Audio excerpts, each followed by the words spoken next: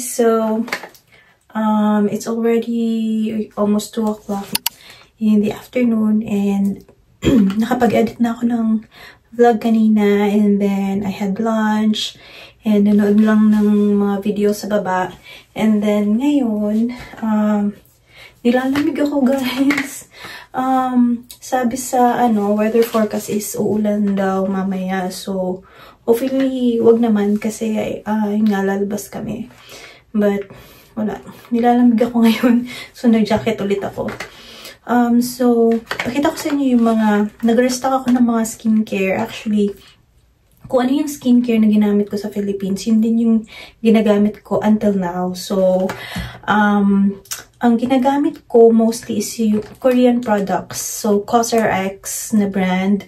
So nung nandun ako sa Philippines, meron akong may seller akong doon ako bumibili sa isang nakita ko lang siya sa Instagram, and very legit naman yung mga products na binibenta niya. So hindi ako nagka-problema sa kanya, and then yung skin ko is okay naman. So all original yung mga binibenta niyang products. Tapos nung nag-move ako dito sa US, hindi ko alam kung saan ako makakabili ng mga ganong products din.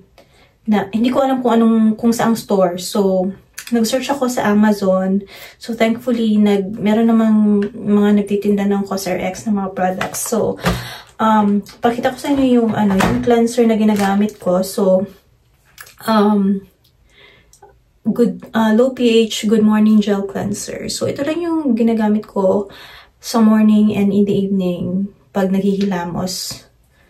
Ito. And then usually this would last me around 3 to 4 months. Kasi konti lang yung nilalagay ko.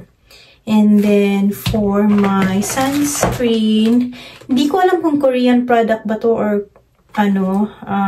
let me see. Made in Japan, sabi dito. Yung COSRX naman is made in Korea. And then, wait, bago ko ipakita yung COSRX product muna ipapakita ko. Next is yung aking toner. Hindi ko pa nabubuksan. Wait. Nasa pa siya? Nasa plastic. So yung toner ko is COSRX pa din. Ito siya. And then ito yung itsura niya sa loob. Wait lang. Ganito siya. So, paubos na yung akin. Yung ginagamit ko currently. So, konti na lang talaga.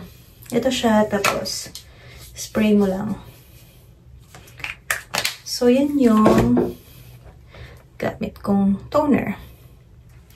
And then, for my, parang moisturizer na rin siya.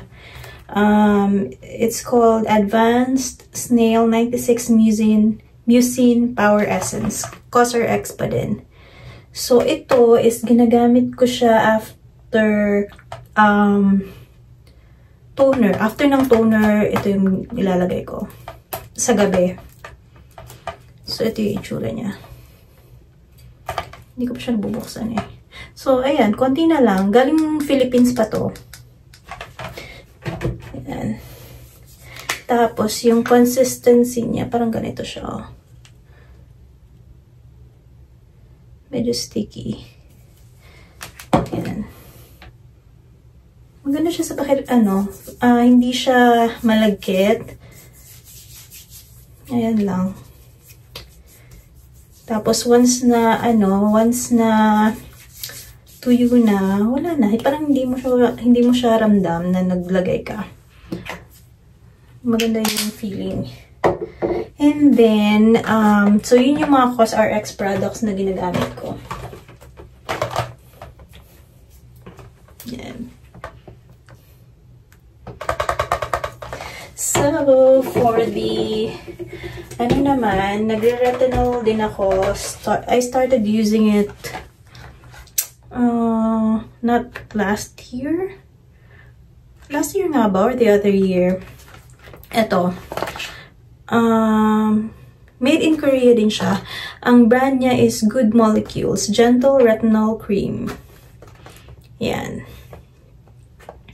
So, this is my second tube. Kasi yung first is, ito na yung itsura niya. Tadaan! Konting-konti na lang talaga. So, this lasted, anong month ko ba ito binili? Around September 2023. Tas May na ngayon. Ayan. Yan na siya. Hiyang ako sa kanya. Ano lang kasi siya, very mild na retinol. So, in a few days, bubuksan ko na to. And then, for the sunscreen, this one is made in Japan. Ito yung brand. Biore or Biore UV. Hindi ko alam kung paano siya i-pronounce, but ito yung gamit ko. Ever since din na nasa Philippines pa ako, ito yung ginagamit ko ever since. So, yan. Matagal din siyang naubos. Ay 3 to 4 months din. Ang gusto ko sa kanya is, ano siya, madali siyang i-apply and then hindi siya nagwa-white cast. Ayun. So, yun yung mga skincare na ginagamit ko. Kakabukas ko lang ng moisturizer. Cosr X din. Pakita ko, wait lang. Kakabukas ko lang ng bottle na to. Kasi yung bottle na dala ko from the Philippines, ubos na. So, binuksan ko siya the other day. Yan o. Marami pang laman. So, oil-free ultra moisturizing lotion. Cosr X din.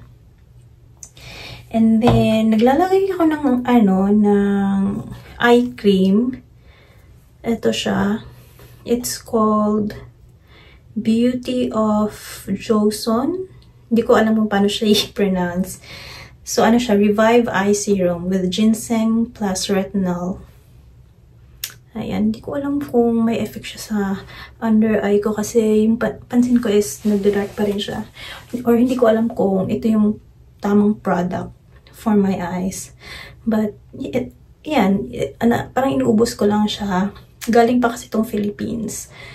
So, we'll see kung may mahanap akong better eye cream na mas makatulong dito sa mga eye bags. So, ayun. Share ko lang sa inyo yung mga skincare na ginagamit ko. And then, yung mga yung lahat na nabili kong skincare is sa Amazon ko lang nabili lahat. And hopefully, parang original naman siya. So, ayun lang.